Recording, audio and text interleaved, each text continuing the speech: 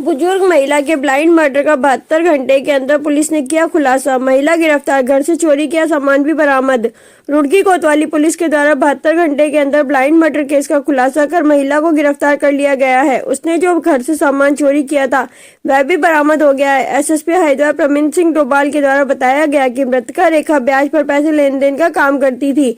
रूबीना के द्वारा एक समूह बना रखा था। रूबीना जिसको भी पैसे दिलवाती थी उसको 500 रुपए लेती थी। रूबीना के द्वारा 4 बैंक से लोन भी ले रखा था। रूबीना ने इकरा नाम की औरत की आईडी से भी 1 लाख का लोन अपने परिचित सगीरन को दिलाया था, परंतु कुछ समय बाद सगीरन की मृत्यु हो गई थी, जिससे उसके लोन की किस्त भी रूबीना को देनी पड़ रही थी। कर्ज के तले डूबी महिला ने रेखा को मारने की साजिश रची और मृतका रेखा के घर पहुंची। पाइप रिंच से लगातार 3-4 तगड़े वार महिला रेखा पर किए, जिससे उसको मौत के घाट उतार दिया और गले में चुन्नी बांधकर घटना को भ्रमित करने का भी प्रयास किया।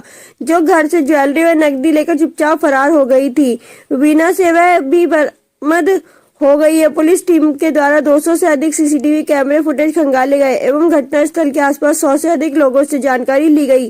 पुलिस कप्तान के द्वारा पुलिस टीम को 5000 रुपए देने की घोषणा की गई है।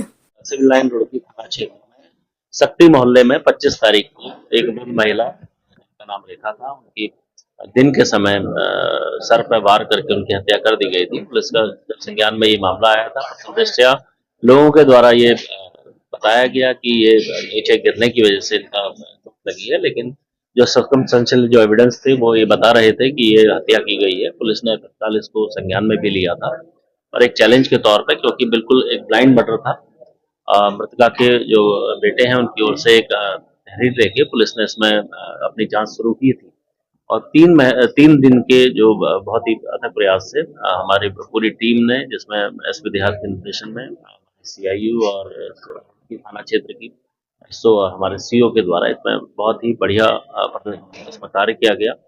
सीसीटीवी फुटेजेस को लगातार इसमें बहुत ही मैन्यूटली मॉनिटर किया गया।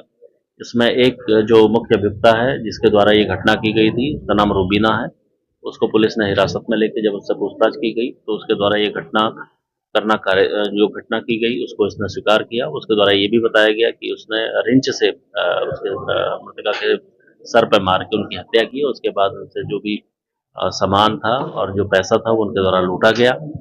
पुलिस ने तत्काल तत्परता से कार्रवाई करते हुए समस्त जो सामान है वो बरामद किया है और जो अभियुक्ता है उसको वो पुलिस की हिरासत में है, उसको न्यायिक अभिरक्षा में भेजा जा रहा है और इसमें पुलिस की जो कार्रवाई है आगे विवेचना में हम लोग इसको और सशक्त बनाते हुए, क्योंकि ये पहला मामला। जी हाँ, ये जो मृतका है वो किटी भी चलाती थी, साथ में कुछ ब्याज भी में पैसे देने का काम करती थी।